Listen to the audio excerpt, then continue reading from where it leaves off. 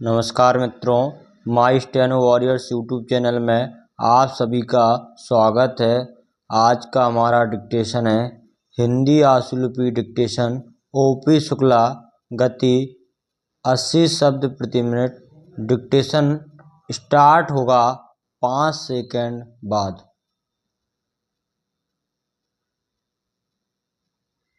Start. अब मैं आपसे एक दूसरा और बड़ा कठिन सवाल पूछना चाहता हूँ, जो कि मेरे और मेरी सरकार के सामने सदा मौजूद रहता है। अगर मैं कहूँ तो हम लोग राजनीतिक दृष्टि से गांधी जी के सिद्धांतों के बीच जन्मे और पले हैं।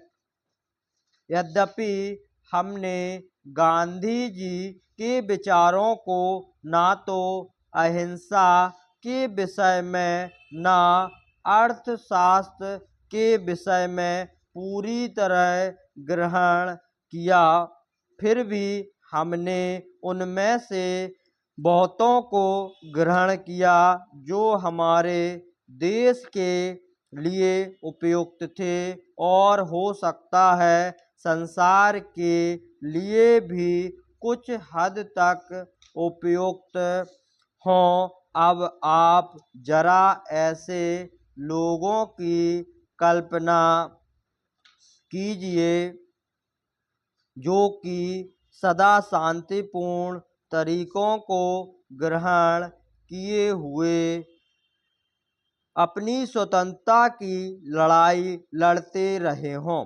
उन्हें हर दर्जे की हिंसा और राज्य की हथियार बंद शक्ति का सामना करना पड़ा हो। ऐसा करने में हमें कोई प्रसन्नता नहीं हुई और इससे हमारे मन में बड़ी समस्याएं और संघर्ष उत्पन्न हुए हैं।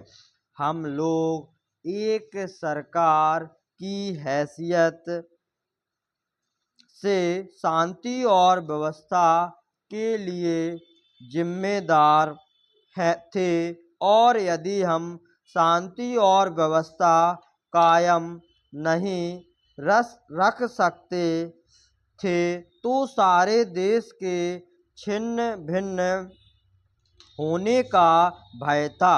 उस जिम्मेदारी को छोड़ देने का या किसी दूसरे रूप में कार्य करने का हमें अधिकार ना था, लेकिन हमारे मन में सदा यह संघर्ष और ख्याल रहा है कि महात्मा गांधी ने जिन बड़े सिद्धांतों को हमें सिखाया था उनके विषय में हम कपटपूर्ण व्यवहार कर रहे थे।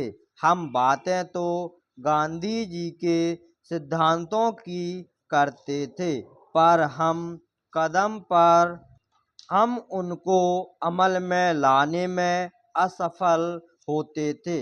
यह कष्टकर परिस्थिति थी, परंतु देश में उस समय जो वस्तु स्थिति थी उसे देखते हुए हमें एक विशेष प्रकार से कार्य तो करना ही पड़ा था।